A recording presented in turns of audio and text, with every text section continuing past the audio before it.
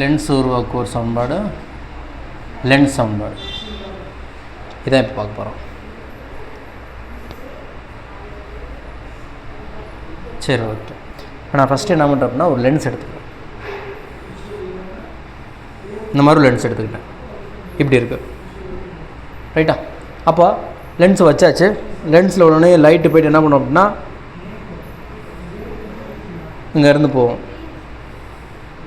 ரைட்டா? இங்கேருந்து போய்ட்டு பட்டு என்ன பண்ணோம் அப்படின்னா நடுவில் தான் கோடு. ஓகே, ஒன்றும் பிரச்சனை இல்லை, அதே மாதிரி தான் போடுறோம். பட்டு என்ன பண்ணோம் அப்படின்னா ஃபஸ்ட்டு ஒரு இமேஜை உருவாக்கும், ரைட்டா? நான் கொஞ்சம் லாங்காகவே போடுறேன். பட்டு என்ன பண்ணோம் அப்படின்னா ஃபஸ்ட்டு ஒரு இமேஜை உருவாக்கும். இது ஐ டேஷ் ஃபஸ்ட்டு உருவாக்குற இமேஜ். அதுக்கப்புறம் மறுபடியும் ரீஃப்ராக்ட் ஆகி மறுபடியும் ஒரு இமேஜ் உருவாக்கும். இது ஐ. அப்போ மொத்தம் 2 இமேஜ் இங்கே இருக்குது. ஒன்று ஃபஸ்ட்டு சர்ஃபேஸ் உருவாக்குற இமேஜ், ரெண்டாவது பரப்பு உருவாக்குற இமேஜ், 2 இமேஜ். இது ஆப்ஜெக்ட் ஓ, இது சென்டர் பி, ரைட்டா? அப்போ ஃபஸ்ட்டு உருவாக்குற இமேஜ் இருக்குது பார்த்தீங்களா, அதை நம்ம என்ன சொல்கிறோம் அப்படின்னா வி டேஷ்னு சொல்கிறோம். ரெண்டாவதாக உருவாக்குற இமேஜை வந்து வின்னு சொல்கிறேன். ஆப்ஜெக்ட் இது எங்கே இருக்குதுன்னு தெரியல, அதனால் நான் என்ன பண்ணுறேன் அப்படின்னா ஆப்ஜெக்ட் டிஸ்டன்ஸ் என்ன பண்ணுறேன் யூ அப்படின்னு வச்சுக்கிறேன். இந்த மாதிரி இருக்குது. இப்போ நான் ஃபார்முலா போடுறேன். ஃபார்முலா போட்டேன்னா நமக்கு என்ன தெரியும் அப்படின்னா, இதுக்கு முன்னாடி கொஸ்டினில் ஒற்றை கோளக பரப்பில் ஒற்றை கோளக பரப்பில் உருவாகும் சமன்பாடு ஒன்று பார்த்தோம். ஒளி விலகலுக்கான சமன்பாடு பார்த்தோம். என்னது கான சமன்பாடு n2/v - n1/u = n2 - n1/r. இதானே? இப்போ இதை தான் நம்ம மாற்ற போகிறோம். எப்படி மாற்ற போகிறோம் அப்படின்னா, இப்போ ஆப்ஜெக்ட் இங்கேருந்து வருது, ஓகேங்களா? இது n1, இது n2, மறுபடியும் இது n1க்கு தான் திரும்ப போகுது. அப்போ ஆப்ஜெக்ட் n1லேருந்து வருது, லைட்டுக்குள்ளே போகுது, லென்ஸுக்குள்ளே போகுது. அப்போ இங்கே n1 வந்து n1 தான், n2 வந்து n2 தான், ஓகேங்களா? அப்போது ஆப்ஜெக்ட் டிஸ்டன்ஸு இதுதான். இப்போ நான் இதில் ஒன்று சப்ஸ்டிட் பண்ணுறேன். அப்போ n2 வந்து n2 தான், n2/v. விங்கிறது இமேஜ் டிஸ்டன்ஸ். இமேஜ் ஃபஸ்ட்டு உருவாக்குற இமேஜ் டிஸ்டன்ஸ் என்னது v dash. v dash minus n1 வந்து n1 தான் divided by u object distance. Object distance எந்த பக்கம் இருக்குது? இந்த பக்கம் இருக்குது. n1/u = n2 - n1/r, ரைட்டா? அப்போ ஃபஸ்ட்டு உருவாக்குற இது இந்த பக்கம் தான் இருக்குது. அப்போ ஆறுங்கிறது ப்ளஸில் வருது, R1ன்னு வச்சுக்கலாம். அதுவாகவே வரும், நம்ம எதுவுமே மாற்ற வேண்டியதில்லை. ரெண்டாவது, இப்போ நான் இங்கேருந்து கால்குலேட் பண்ண போகிறேன். இங்கேருந்து கால்குலேட் பண்ணி வச்சுங்களேன், லைட்டு இங்கேருந்து வர்றதா தான் அர்த்தம். அப்போ இந்த தடவை என்ன ஆயிரும் அப்படின்னா n1 வந்து n2 ஆகவும் n2 வந்து n1 ஆகவும் மாறிடும். ஏன்னா லைட்டு இங்கேருந்து தான் வருதா அர்த்தம். அப்போ n1 தான் n2. லைட்டு இங்கே தான் போகிறதா அர்த்தம். அப்போ n2 தான் n1. மாற்றியாச்சு. அதுக்கப்புறம் ஃபார்முலா வந்து சப்ஸ்டிட் பண்ணுறேன். n2/v, n2க்கு பதில் இங்கே யார்? n1. அப்போ n1 விங்கிறது இமேஜ். இப்போ இது உருவாக்குற இமேஜ் யார்? v. இதானே இது உருவாக்குற இமேஜ், லென்ஸ் உருவாக்குற image v minus n1/u. n1 இங்கே யார்? n2. n2/u. யூங்கிறது ஆப்ஜெக்ட் டிஸ்டன்ஸ். இதுக்கு ஆப்ஜெக்டே இல்லை. ஏன் ஆப்ஜெக்ட் இல்லைன்னா, லென்ஸ் இங்கே வந்து பட்டதா, லைட் வந்து இங்கே பட்டதா, லைட் இங்கே பட்டுச்சுன்னா இதுக்கு ஆப்ஜெக்ட் வந்து u.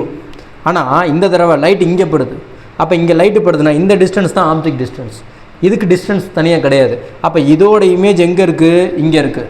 அப்போ இந்த இமேஜ் தான் இங்கே ஆப்ஜெக்ட் டிஸ்டன்ஸ். அப்போ இந்த இமேஜ் தான் இந்த ஆப்ஜெக்ட் டிஸ்டன்ஸ். அப்போ ஆப்ஜெக்ட் டிஸ்டன்ஸ் யார்? v dash. அப்போ அதை நான் அப்ளை பண்ணுறேன். v dash = n2. n2க்கு பதிலாக யார்? n1 மைனஸ் n1க்கு பதிலாக யார்? n2 divided by R1. இந்த தடவை என்னது? R2.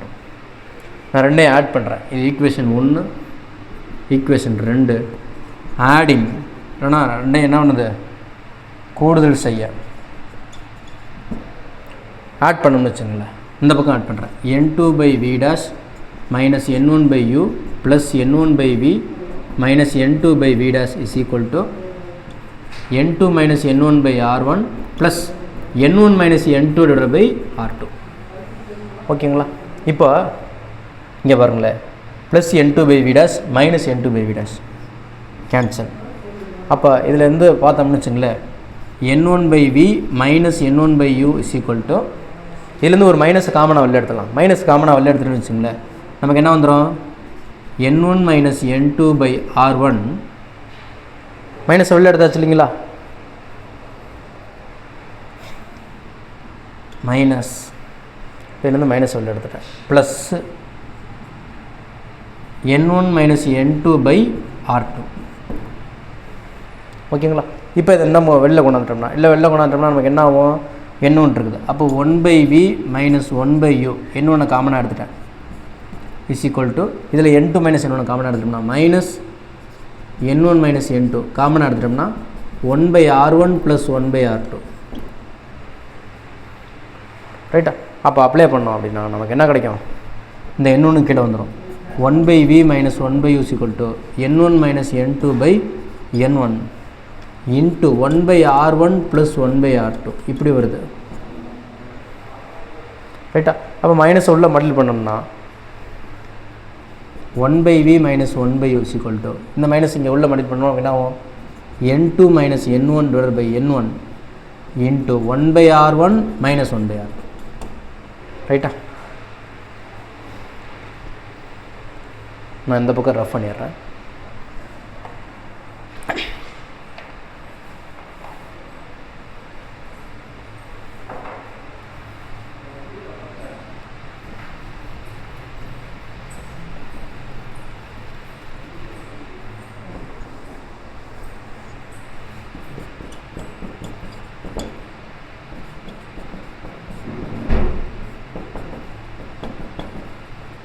இப்படி இருக்கும்.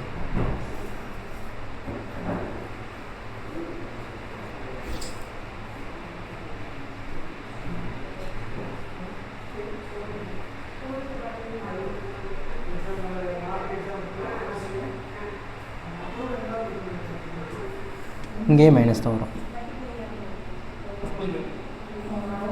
ஓகே ரைட்டா? இப்போ நான் என்ன பண்ணுறேன் அப்படின்னா, இதை ஒன்று அப்ளை பண்ணுறேன். இப்போ n2 என்னவாக இருக்கும் அப்படின்னா என்ன 1 இருக்கும். அப்போ இது ஈக்குவேஷன் 1ன்னு வச்சுக்கலாம். ஆப்ஜெக்ட்டு இன்ஃபினிட்டியில் இருந்தது அப்படின்னா, பொருள் இன்ஃபினிட்டி தொலைவில் இருந்தது அப்படின்னா இமேஜ் ஃபோக்கல் இடத்துக்கு வந்துடும், குவியத்துவத்துக்கு வந்துடும். அப்போ நான் அதை அப்ளை பண்ணுறேன். அப்ளை பண்ணேன்னு வச்சுங்களேன், 1 by F minus 1 by infinity is equal to n2 minus n1 by n1 1 by r1 minus 1 by r2. அப்போ இந்த டேர்ம் போயிடும். அப்போ 1 by F is equal to n2 minus n1 by n1 1 by r1 minus 1 by r2. ரைட்டா? அப்போ இது equation 2. அப்போ equation 1 மற்றும் 2லேருந்து பார்க்கும்போது ரைட் சைடு ரெண்டும் ஈக்குவலாக இருக்குது. அப்போ லெஃப்ட் சைடு ரெண்டும் ஈக்குவலாக தான் இருக்கும். அப்போ 1 is equal to 2, 1 by F is equal to 1 by V minus 1 by U. இதுதான் ஆன்சர். அப்போ இது லென்ஸ் உருவாக்கக்கூடியவருடைய சமன்பாடு இது லென்ஸ் சமன்பாடு. ஓகேங்களா? ஃபாலோ பண்ணிக்கோங்க.